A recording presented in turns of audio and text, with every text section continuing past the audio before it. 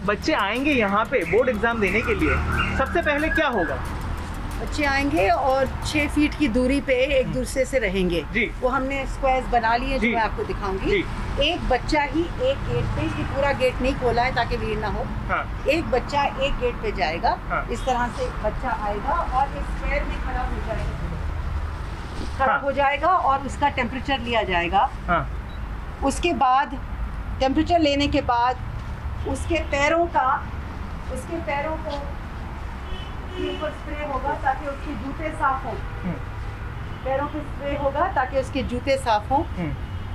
और उसके बाद वो यहाँ आएगा और वो अपने हाथ को सैनिटाइज करेगा इस तरह से। 6 फीट की दूरी रखता हुआ वो बच्चा, और उस बच्चे को ग्लव्स दिए जाएंगे। अच्छा मैम, अगर कोई बाई चांस किसी बच्चे का टेम्परेचर आता है, वेदर ऐसा है, गर्मी है बहुत ज़्यादा, टेम्परेरी वेदर स्पाइक हो सकता है, अगर टेम्परेचर आता है ऐसे तो फिर क्या होगा? उसको आने नहीं देगा? नहीं, बिल्कुल आने देंगे। जैसे आप वही प्रोसीजर होगा, वहाँ उनके पैर साफ होंगे, उनका सैनिटाइजेशन होगा, पर वो अब ये रास्ता लेंगे इन स्क्वायर्स पे आते हुए। हाँ। इन स्क्वायर्स अगर 2 बच्चे हुए तो अलग अलग स्क्वायर से आएंगे। हाँ। और फिर यहाँ आते हुए ये लोग मेडिकल रूम में चलेंगे। हाँ। ये हमारा मेडिकल रूम है। हाँ। नर्स यहाँ होंगी। हाँ। हमारी नर्स यहाँ होगी। बच्चा यहाँ बैठेगा बच्चा। तो उनका जो पेपर होगा वो इस मशीन में सैनिटाइज होगा। ये पेपर इस मशीन में, पेपर इसमें जाएगा, ये मशीन बंद होगी और उसके बाद बच्चे को दी जाएंगे because it will be cleansed. फिर बच्चा यहाँ अपना बैठेगा, उसके लिए अलग से आपने देखा पानी रखा जाएगा और डिस्पोजेबल कप्स रखे जाएंगे। वो अपना पेपर यहाँ देगा। हमारी नर्स बाहर बैठेंगी या यहाँ बैठ जाएंगी उससे 6 फीट की दूरी पे। फिर यहाँ एक स्क्वायर आ गया है, बच्चा यहाँ पहुँच गया है ना, और वो दूसरा स्क्वायर वहाँ है।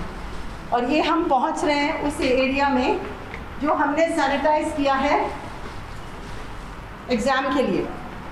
ये जो बाल्टियाँ रखी हैं, क्योंकि बच्चे को बोला गया सैनिटाइज़र और वाटर बॉटल लाए, वो इसमें डालेंगे। जिनको ग्लव और मास्क फेंकने वो इसमें डालेंगे। अच्छा।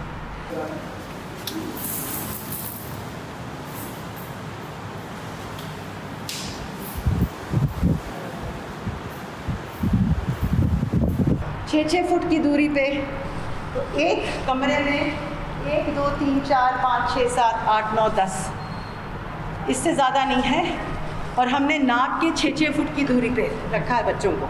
टीचर खड़ी होगी और हमेशा दूरी मेंटेन करेगी, इसलिए टीचर के लिए ना कुर्सी रखी है ना मेज़ रखी है।